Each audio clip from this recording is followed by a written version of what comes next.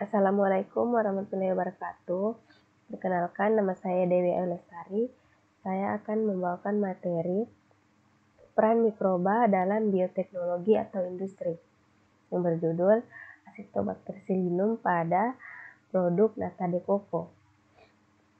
Pokok pembahasan pada materi ini yang pertama tentang mikroba Acetobacter-Psyllinum, berisi ciri-ciri mikroba, komponen sel, bentuk atau morfologi sel mikroba, golongan, perkembangbiakan, daur siklus hidup, dan habitat. Yang kedua, metabolisme mikroba, berisi respirasi, kebutuhan nutrisi, dan proses metabolisme mikroba tersebut.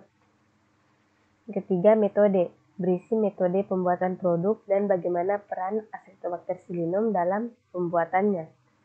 Yang terakhir, kesimpulan, berisi kesimpulan dari materi.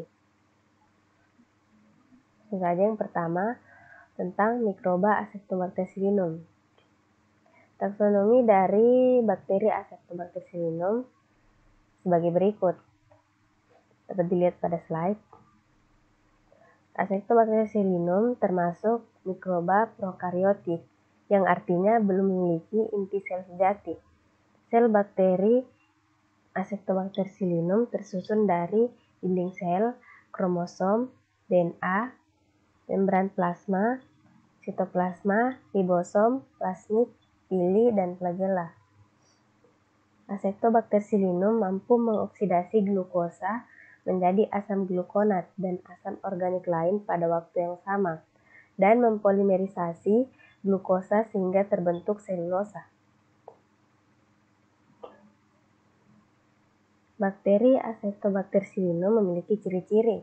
Yang pertama, sel-selnya bersifat gram-negatif, bersifat aerob tapi dalam kadar kecil aerob fakultatif, dan bersifat non-motil atau polar, artinya tidak dapat bergerak. Morfologi yang pertama, selnya berbentuk bulat panjang sampai batang atau berbentuk seperti kapsul.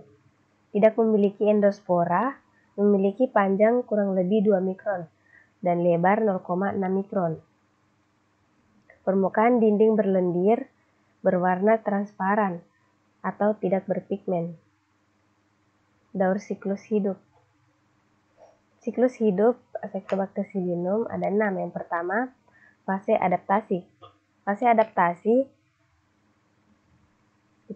yaitu ketika Acetobacter-Psyllinum dipindahkan ke media baru. Fase adaptasi bisa berlangsung 0 sampai 24 jam.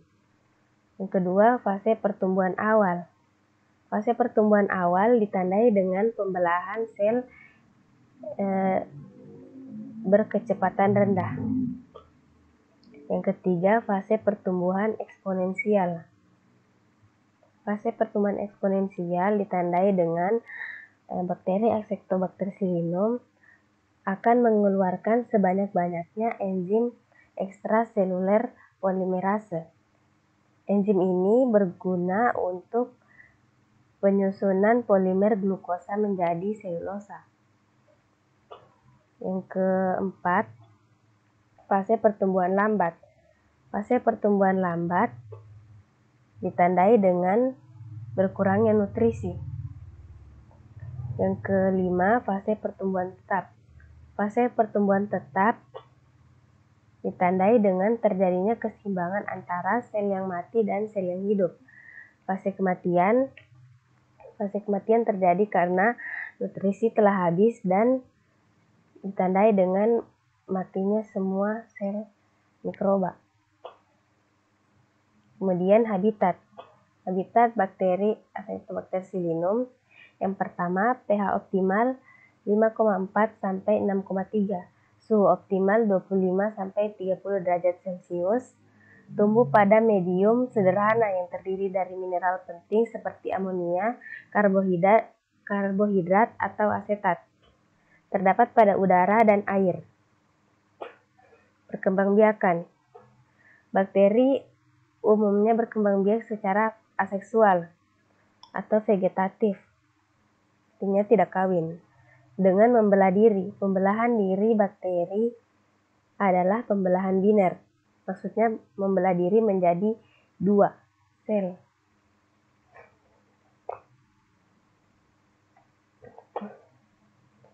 Selanjutnya, materi yang kedua, metabolisme mikroba.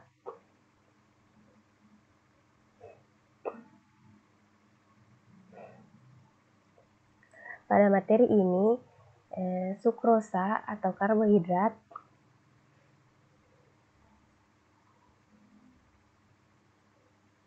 bereaksi dengan bantuan enzim menjadi glukosa. Lalu terjadi proses glikolisis menghasilkan glukosa G-fosfat. Lalu menghasilkan asam pirufat masuk ke siklus TCA, lalu menghasilkan energi. Pada slide juga saya menampilkan struktur dari reaksi metabolisme. Sukrosa dengan bantuan enzim sukrase menghasilkan beta-D-fruktosa. Lalu beta-D-fruktosa bereaksi dengan alfa-D-glukosa.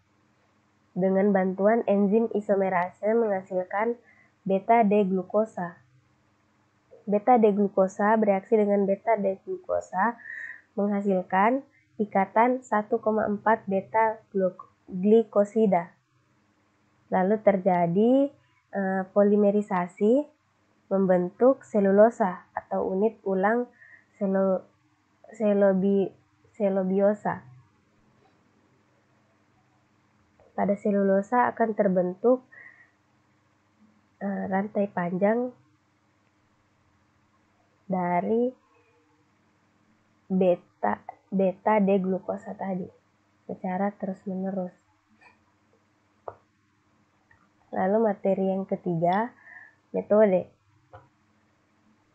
Pada pembuatan nata de coco, yang pertama yang dilakukan yaitu membuat bibit starter. Jadi bibit starter dibuat dengan menyiapkan media cair starter, kemudian dididihkan untuk proses sterilisasi, lalu diinokulasi kultur murni. Kemudian dilakukan pemeraman kurang lebih 14 hari. Lalu diperoleh bibit starter yang siap untuk digunakan. Lalu pada pembuatan nata de coco, air kelapa dilakukan penyaringan. Penyaringan berguna untuk memisahkan air kelapa dengan pengotor-pengotor yang nantinya akan mengganggu. Lalu dilakukan pendidihan dan penambahan bahan bantu. Bahan bantu dapat berupa gula dan urea yang akan membantu proses fermentasi. Selanjutnya pewadahan dalam kondisi panas dan penutupan. Lalu didiamkan dalam 1 malam. Setelah itu diinokulasikan bibit starter. Lalu difermentasi 6-7 hari pada suhu kamar. Lalu lakukan pemanenan. Dalam sistem biakan statis, Acetobacter psilinum menghasilkan fibril-fibril selulosa terikat, membentuk pelikel yang mengikat sel-sel bakteri. Pelikel mengapung di permukaan medium cair, memungkinkan sel-sel bakteri memperoleh banyak oksigen yang diperlukan untuk tumbuh.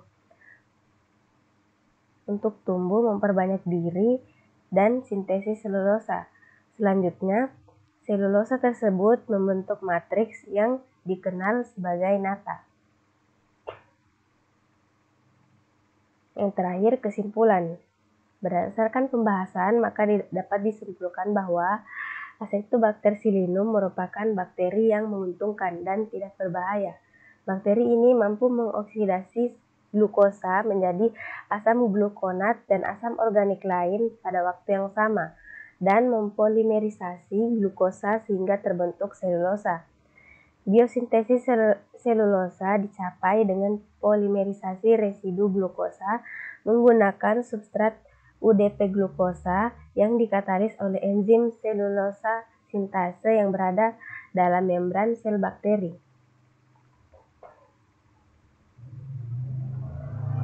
Sekian materi dari saya, lebih dan kurangnya mohon dimaafkan. Wassalamualaikum warahmatullahi wabarakatuh.